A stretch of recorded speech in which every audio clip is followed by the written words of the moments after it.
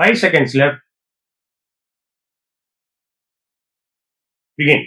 Speaking on the interim budget presented in Parliament, an honourable member said, Mr. Speaker, first of all, I would like to thank you for the opportunity to speak on the interim budget. This government has completed 2 successive terms and a total of 10 years in office, and I would like to congratulate the Honourable Prime Minister in this respect. At the same time, I take this opportunity to say a few words on the performance of the government. In my opinion, the first 8 years was marked by positive economic growth, and I appreciate the government for that. The last 2 years saw a negative growth in the economy. On this occasion, it is my duty to point out the reasons for such economic downturn. The main reason was political instability in the oil-producing countries. This resulted in worldwide increase in crude oil prices, which affected our foreign exchange reserves. In my opinion, the other reason was the constant pressure put on by the partners in the coalition government to roll back certain good schemes due to political considerations. It has to be borne in mind that if continued, these schemes would have improved the economy to a great extent. Unfortunately, this pressure only resulted in a sorry state of affairs. Next, I would also like to say a few words on the state of Jammu and Kashmir. I am sorry to state that the Government of India failed to implement the recommendations of the working group nominated by the Honorable Prime Minister. The working group has recommended restoration of political autonomy to the state and bringing the power projects under the control of the state government.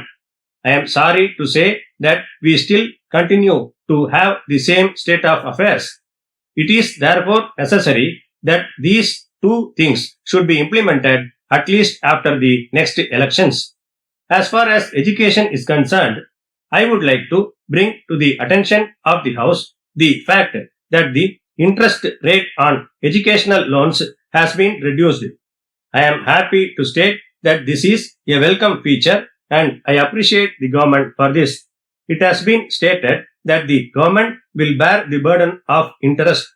This would go a long way in taking higher education to all parts of the country in the years to come. In this connection, I would like to point out that some of the nationalized banks do not follow the guidelines prescribed by the government. As a matter of fact, most of the banks deduct a huge sum of money towards interest as soon as the loan amount is sanctioned. It is therefore necessary that the government should issue specific instructions as early as possible not to deduct interest from the bank account of the students. In this connection, I also have another point to make. I am sorry to state that almost all the government sector banks display in public the details of the students who have failed to pay the loan installments due to difficult economic conditions. The poor students who are unable to pay the loans in time due to situations beyond their control are put to shame due to such advertisements. I am therefore to request the government to take serious note of this and put an end to the public display of details of defaulting students. Mr. Speaker, sir, I hope the honorable members of this House remember that the country faced a series of droughts and floods in the last 2 years. This led to large-scale loss to the farmers all over the country.